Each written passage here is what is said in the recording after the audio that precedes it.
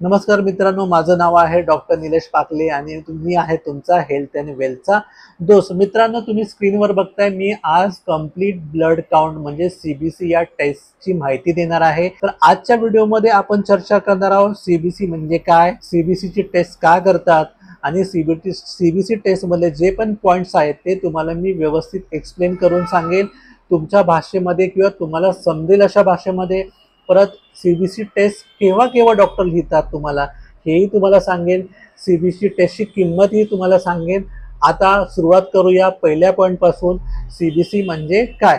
CBC म्हणजे त्याचा long form आहे कंप्लीट ब्लड काउंट. म्हणजे तुमच्या ब्लडमध्ये असणाऱ्या सगळ्या गोष्टीचा काउंट ज्या टेस्टमध्ये केला जातो त्याला सीबीसी असं म्हणतात. आता ब्लडमध्ये असतं काय? तर ब्लडमध्ये असतो पातळ पदार्थ म्हणजे प्लाझ्मा आणि उरलेल्या गोष्टी म्हणजे पेशी. तर आपण सीबीसी टेस्टमध्ये पूर्ण पेशींचा अभ्यास करतो. म्हणजे पेशी म्हणजे कुठल्या कुठल्या असतात तर रेड ब्लड सेल म्हणजे लाल रंगाची पेशी, परत पांढऱ्या रंगाची पेशी त्याला WBC असं म्हणतात. तिसरी पेशी असते ती म्हणजे प्लेटलेट. ह्या 3 प्रकारच्या पेशींचा अभ्यास या सीबीसी टेस्टमध्ये होतो. आता आपण वन बाय वन या टेस्ट कशा असतात आणि त्याचे पॉइंट्सची माहिती आपण घेऊया. सगळ्यात पहिल्यांदा बघूया आरबीसी. आरबीसी म्हणजे रेड ब्लड सेल्स म्हणजे लाल रंगाची पेशी. आता इथे बघाल तर इथे लिहिले टोटल आरबीसी काउंट. त्याच्यासमोर इथे व्हॅल्यूच्या खाली काय लिहिले, ही जी व्हॅल्यू तुम्हाला वरती दिसते त्याच्या समोर लिहिले आरबीसीच्या समोर 5. म्हणजे या पेशंट मध्ये आरबीसी 5 आहे. 5च्या समोर त्याचं युनिट दिलेलं आहे मिलियन पर क्युबिक एमएम. आणि पुढे तुम्हाला इथे रेफरन्स रेंज दिसते आणि प्रत्येक टेस्टच्या समोर त्या रेफरन्स रेंजच्या व्हॅल्यू आहेत.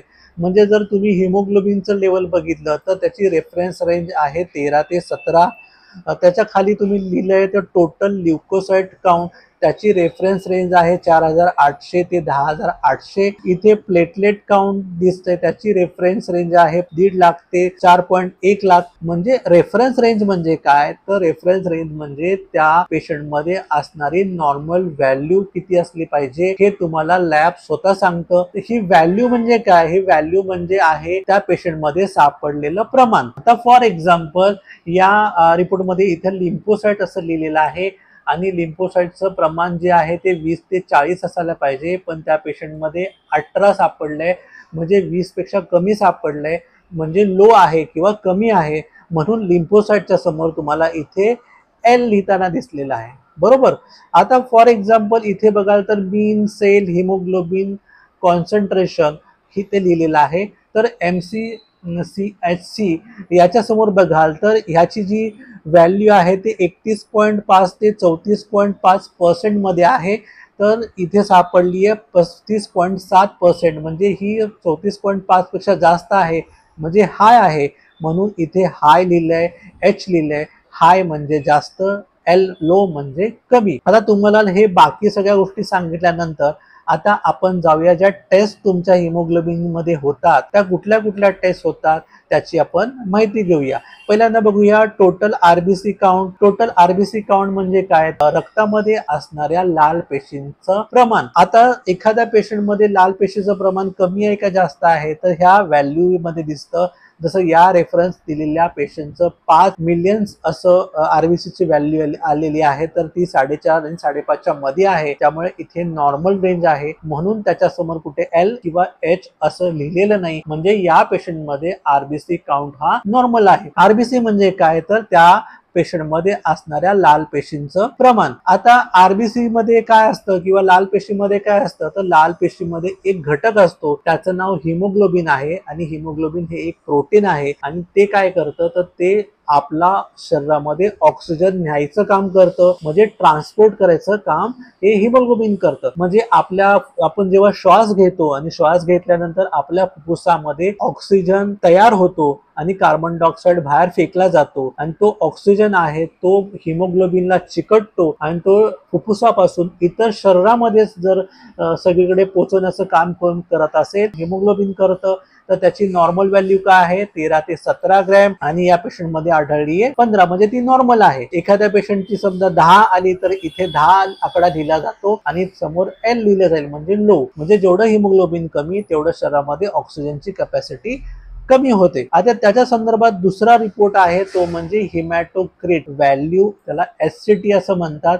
एससीटीचा अर्थ काय की पूर्ण रक्तामध्ये आरबीसी म्हणजे लाल पेशीच्या प्रमाणाचं पर्सेंटेज किती आहे. म्हणजे साधारणपणे 42% प्रमाण या पेशंटमध्ये आहे आणि त्याची नॉर्मल रेंज आहे 40 ते 50%. म्हणजे आता आपण 3 गोष्टी बघितल्या, आरबीसी, त्याच्या संदर्भात किंवा त्याच्या आतमध्ये असणारे हिमोग्लोबिन नावाचं प्रोटीन जे ऑक्सिजन सगळ्या शरीरामध्ये पसरवतं, आणि आरबीसीचं प्रमाण आहे त्यालाच हिमॅटोक्रिट व्हॅल्यू असं म्हणतात आणि त्याचं प्रमाण सुद्धा नॉर्मल असायला पाहिजे.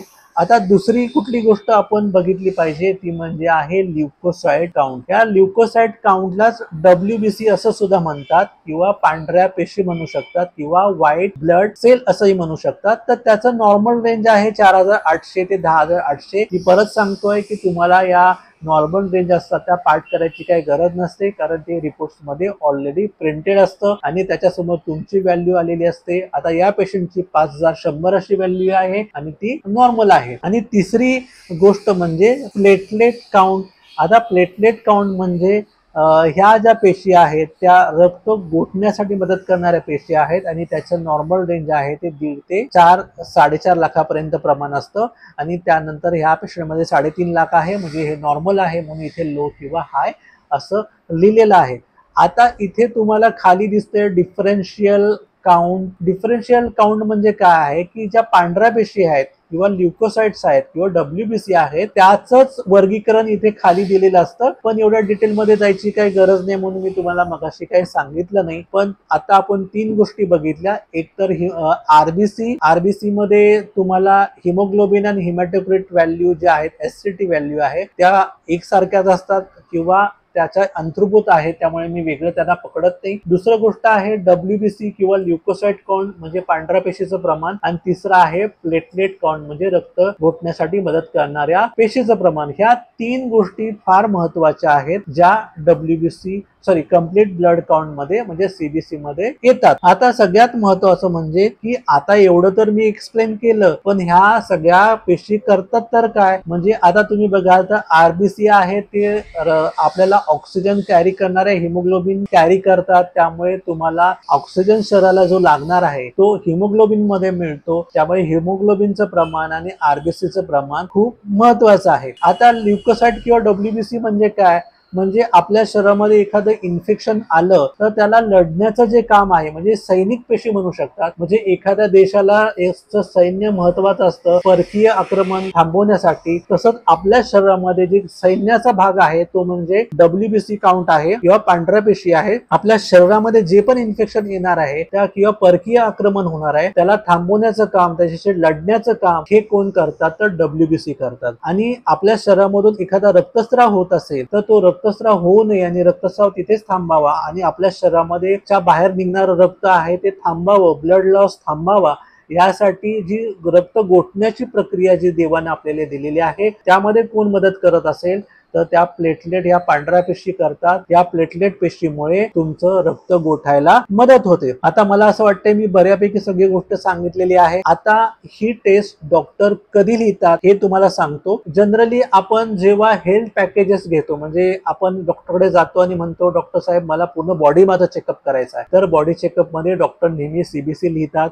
म्हणजे तुमचं जे रेग्युलर चेकअप आहे किंवा हेल्थ चेकअप आहे त्यामध्ये WBC ही टेस्ट लिहिली जाते. दुसरं गोष्ट आहे की का टेस्ट लिहिली जाते तर आपण एक भीतीपोटी जेव्हा हेल्थ चेकअप करतो म्हणजे असे काही आजार आहेत जे लक्षणं न दाखवता पेशंटला त्रास देऊ शकतात. फॉर एक्झाम्पल एखादा पेशंटचं वजन कमी होत आहे आणि त्यानंतर त्यांना टेस्ट केल्यानंतर कळालं की अरे याला कॅन्सर आहे, तर ह्या कॅन्सरमध्ये जे WBC मध्ये होणारे जे फरक आहेत ते जर तुम्ही नेहमी सीबीसी करत असाल प्रत्येक वर्षाला किंवा 6 महिन्याला तर ती गोष्ट किंवा तो कॅन्सर सारखा आजार लवकर पकडला जाऊ शकतो. लक्षणं तयार करायच्या आधी जो शरीरामध्ये पकडला जाऊ शकतो किंवा त्याचं जास्त स्टेजमध्ये पोहोचेपर्यंत तो आधीच पकडला जाऊ शकतो. त्यामुळे मोठे जे आजार आहेत कॅन्सर सारखे किंवा ल्युकेमिया सारखे जे मोठे आजार आहेत ते सुद्धा या सीबीसी मध्ये लवकर पकडले जाऊ शकतात किंवा ब्लड मध्ये असणाऱ्या डिसऑर्डर असतात त्या सुद्धा लवकर या सीबीसी रिपोर्ट मध्ये पकडल्या जातात. ज्याची लक्षणं शरीरावर दिसत नाहीत आणि जेव्हा लक्षणं दिसत नाही त्यावेळेस तुम्ही डॉक्टरकडे जात नाही. त्यामुळे असे जे छुप्या मार्गाने येणारे जे आजार असतात ते सुद्धा सीबीसी मध्ये पकडले जातात. दुसरं गोष्ट आहे की एखाद्या वेळेस पेशंटच्या बाबतीत डॉक्टरला काही शंका आली की त्याच्यामध्ये आजार आहे. फॉर एक्झाम्पल एखाद्या पेशंटला दम लागतोय आणि डॉक्टरला वाटलं की या पेशंटमध्ये रक्ताचं प्रमाण कमी असावं, त्यामुळे डॉक्टर सीबीसी लिहितात. मग सीबीसी लिहिल्यानंतर त्या पेशंटमध्ये इथे हिमोग्लोबिनचं प्रमाण आणि हे आरबीसीचं प्रमाण हे कमी येतं आणि कधी कधी पेशंटमध्ये हिमॅटोक्रिट व्हॅल्यू सुद्धा किंवा एससीटी सुद्धा कमी येते. म्हणजे एखाद्या पेशंटमध्ये रक्ताचं प्रमाण कमी आहे का हे बघण्यासाठी सुद्धा सीबीसीचा तपास केला जातो. समजा एखाद्या पेशंटचं ऑपरेशन आहे, म्हणजे ते डोळ्याचं असो, पोटाचं असो किंवा छोटं ऑपरेशन असो किंवा मोठं ऑपरेशन असो, त्यावेळेस डॉक्टर सीबीसी टेस्ट करतात जेणेकरून पेशंटचं रक्ताचं प्रमाण किंवा ओव्हरऑल फिटनेस काय आहे हे बघितलं जातं. काय काय पेशंटमध्ये प्लेटलेटचं प्रमाण जर कमी असेल, म्हणजे रक्त गोठणाऱ्या पांढऱ्या पेशीचं प्रमाण जर कमी असेल, तर अशा पेशींचं प्रमाण वाढवल्याशिवाय त्या पेशंटमध्ये ऑपरेशन करता येत नाही. कारण ऑपरेशन करताना त्याचं रक्त थांबणारच नाही. कारण त्याचं पांढऱ्या पेशी किंवा रक्त गोठणाऱ्या पेशीचं प्रमाण कमी असेल तर तुमचं रक्त गोठण्याची प्रक्रिया व्यवस्थित होत नाही किंवा रक्त थांबवण्याची प्रक्रिया व्यवस्थित होत नाही.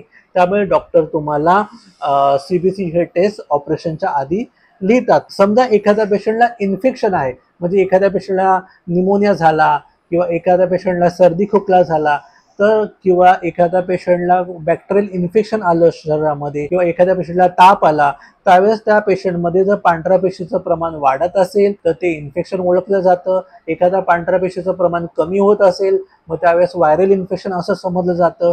त्यामुळे एखाद्या पेशंटला ताप आला तर डॉक्टर तुम्हाला सीबीसी लिहिणार, कारण त्याच्यामध्ये कुठल्या प्रकारचा ताप असू शकतो याचा अंदाज पांढऱ्या पेशीच्या प्रमाणावरून येतो. फॉर एक्झाम्पल एखाद्या पेशंटला मलेरिया असेल तर त्या पेशंटची पांढऱ्या पेशीचं म्हणजे WBC काउंट आणि प्लेटलेट काउंट हे दोन्ही प्रकारचे काउंट असतात, ते कमी प्रमाणात दाखवतात.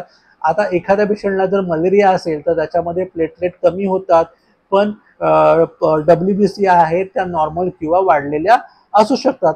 म्हणजे सांगण्याचा उद्देश असा की पेशंटचा ताप किंवा एखादा आजार शोधण्यासाठी डॉक्टर तुम्हाला WBC लिहू शकतात. एखादा डेंटिस्ट असतो, तर आपण दाताची ट्रीटमेंट करायला गेलोय तर त्या ठिकाणी ते सुद्धा सीबीसी टेस्ट लिहू शकतात. कारण जर त्यावेळेस प्लेटलेटचं प्रमाण कमी असेल तर अशा पेशंटला दात काढल्यानंतर ब्लिडिंग थांबत नाही. त्यामुळे प्रत्येक वेळी किंवा बऱ्याच वेळा डॉक्टर आज प्रिकॉशन म्हणून सीबीसी टेस्ट करतात एखाद्या पेशंटमध्ये दात काढण्याची प्रक्रिया करायची असेल तर. आता कधी कधी डॉक्टर रिपीट सीबीसी का लिहितात, एखाद्या पेशंटला समजा कॅन्सर असेल, त्यामध्ये समजा WBCचं प्रमाण वाढलं असेल किंवा एखाद्या पेशंटला प्लेटलेटचं प्रमाण कमी असेल किंवा एखाद्याला मलेरिया झालेला आहे, एखाद्या पेशंटला डेंग्यू झालेला आहे, मग त्याच्या प्लेटलेट आपल्याला वाढतायत का किंवा एखाद्या आजारामध्ये त्या प्लेटलेट कमी करायचे असेल तर त्या कमी होत आहेत का हे वारंवार बघायला लागतं.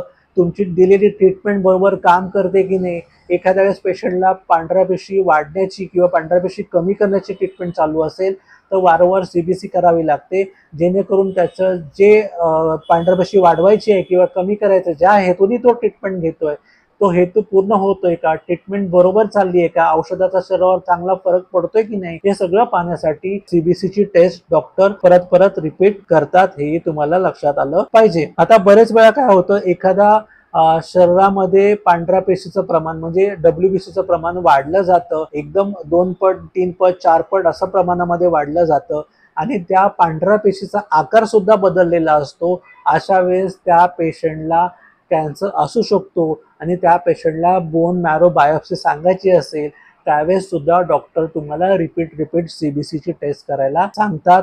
मला वाटतं मी बऱ्यापैकी सगळ्या गोष्टी या व्हिडिओमध्ये कव्हर केलेल्या आहेत. तरी पण तुम्हाला काही शंका असेल तर कमेंटमध्ये मला तुम्ही प्रश्न विचारू शकता आणि मी तुम्हाला नक्की त्याचं उत्तर देईन. सीबीसी ही टेस्टला तुम्हाला उपाशी पोटी राहायची काही गरज नाही. तुम्ही जेवल्यानंतर सुद्धा सीबीसी टेस्ट करू शकता, पण त्याच्या सोबत कुठली टेस्ट अशी असेल ज्याला फास्टिंग किंवा उपाशी पोटी लागतं तेव्हा मात्र तुम्हाला सीबीसी ची टेस्ट सुद्धा होऊ शकते. कारण सीबीसी टेस्ट उपाशी पोटी सुद्धा चालते आणि जेवल्यानंतर सुद्धा चालते.